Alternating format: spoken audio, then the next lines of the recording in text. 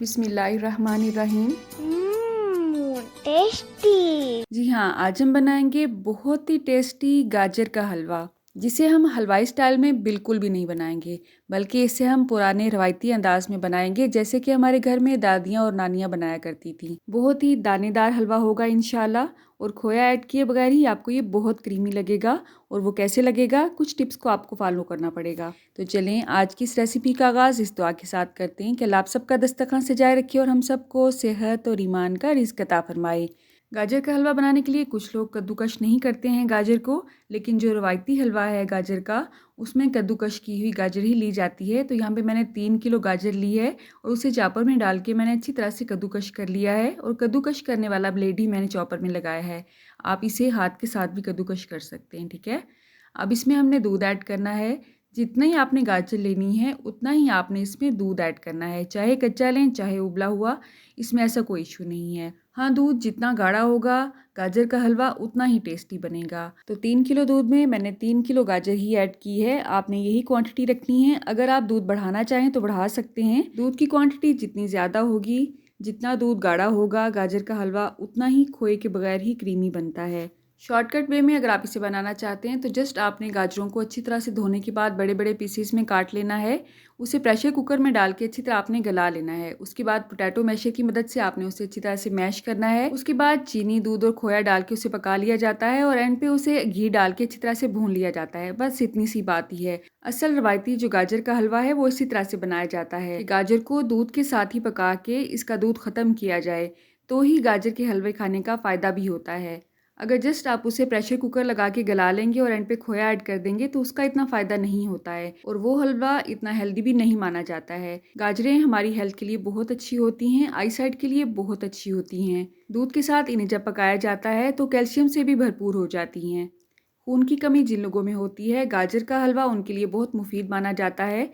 तो इसे हमने दरमियानी आंच पे इतना पकाना है कि दूध इसमें तकरीबन खुश्क ही हो जाएगा। तो मैंने इसे दरमियानी आंच पे पकाया है। थोड़ा सा मैंने कवर भी इसे किया था ताकि छींटे उड़ के बाहर ना आने पाएँ। दरमियान दरमियान में आप चम्मच हिलाते रहें ताकि ये नीचे से जलने ना पाए। जब तक गाजरों में आधे से ज़्यादा दूध बाकी है, ये नीचे से बिल्कुल भी नहीं जलने पाती हैं। साइडों से चम्मच हिलाते हुए आप कढ़ाई को क्लीन कर सकते हैं। तो आपने देखा अल्हम्दुलिल्लाह इसमें अच्छा खासा उबाल आ चुका है। दरमियानी आंच पे पकते हुए इसे तकरीबन 20 से 25 मिनट हो चुके हैं, और आपने देखा है इसमें अच्छा खासा दूध खुश्क हो चुका है, बस थोड़ा सा ही बाकी है। इस पॉइंट पे हम इसमें चीनी ऐड करेंगे। आप चाहें तो गुड़ या शक्कर भी इस्तेमाल कर सकते हैं। तो 3 किलो गाजरों के लिए मैंने 1 कप चीनी इसमें ऐड की है। आप चाहें तो इसमें थोड़ी चीनी भी ऐड कर सकते हैं। मैंने क्योंकि आज ये बच्चों के लिए बनाया है, इसलिए इसमें मैंने चीनी ऐड की है। रूटीन में अगर मैं अपने और जस्ट अपने हस्बैंड के लिए बनाऊँ तो इसमें चीनी बिल्कुल भी ऐड नहीं करती हूँ, क्योंकि दूध और गाजरें अल्हम्दुलिल्लाह पहले ही इतनी मीठी होती हैं कि आपको एक्स्ट्रा चीनी ऐड करने की इसमें बिल्कुल भी ज़रूरत नहीं पड़ती है। तो क्योंकि मैं बच्चों के लिए बना रही थी, इसलिए बच्चे थोड़ा सा नखरा करते हैं, इसलिए मैंने इसमें चीनी ऐड की है, ठीक है। और रवायती अंदाज़ भी यही है गाजर के हलवे बनाने का। अब आपने देखा इसमें तकरीबन जो भी पानी रह चुका था, चीनी ने जो छोड़ा है वो भी खुश्क हो चुका है। अब हमने इसमें घी ऐड करना है। घी यहाँ पे मैं बहुत थोड़ा सा ऐड कर रही हूँ, 2 से 3 चम्मच के हिसाब से। आप हलवे में जितना ज़्यादा घी ऐड करेंगे, हलवा उतना ही ज़्यादा टेस्टी बनेगा। बाज़ार में जो हलवा बनता है उसमें ज़ाहिर है देसी घी तो ऐड नहीं किया जाता है, लेकिन आप हलवा जो भी बनाएं उसमें अगर देसी घी का इस्तेमाल किया जाए तो वो बहुत ही टेस्टी बनता है। अब हमने इसे इतना भूनना है कि इसमें गाजर की अच्छी सी खुशबू आने लगे भूनने की। कच्चापन तो इसका ऑलरेडी ख़त्म हो चुका है दूध के साथ, क्योंकि इसको टोटल पकते हुए 25 से 30 मिनट से ज़्यादा टाइम हो चुका है।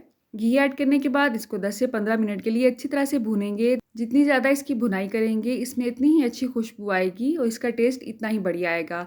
आपने देखा अल्हम्दुलिल्लाह बहुत ही दानेदार, बहुत ही खोए वाला हलवा हमारा रेडी हुआ है। हालांकि हमने इसमें खोया भी ऐड नहीं किया है। अगर आप गाजर के हलवे की बहुत अच्छी तरह से भुनाई करेंगे, उसमें पानी का एक कतरा भी नहीं रहने देंगे, तो आप इसे फ्रिज में रखे बगैर भी 2 से 3 माह आराम से इस्तेमाल कर सकते हैं।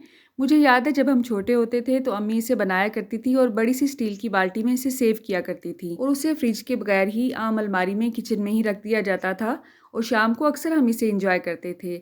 आपने देखा है इसकी लुक कितनी अच्छी आई है। अच्छा, मैंने इसके अंदर कोई भी नट्स वगैरह ऐड नहीं किए हैं। गार्निश के तौर पे आप जो भी ड्राई फ्रूट इस पे ऐड करना चाहते हैं कर सकते हैं, क्योंकि घर में कुछ नमूने बच्चे ऐसे होते हैं जो नखरा करते हैं कि इसमें ये क्यों डाला है और वो क्यों डाला है। आप कहाँ से और किस सिटी से मेरी वीडियोस को वॉच करते हैं, कमेंट बॉक्स में अगर आप मुझे बताएंगे तो मेरे लिए एक बहुत बड़ा इनाम होगा। अल्लाह हम सब के रिस्क में कसरत से ज़्यादा बरकत और आसानी अता फरमाए। डिस्क्रिप्शन बॉक्स को एक दफ़ा ज़रूर चेक किया करें, इसमें आपके काम की बहुत सी रेसिपीज़ का लिंक मैंने दिया होता है। मेरी नेक्स्ट वीडियो तक अल्लाह हाफ़िज़।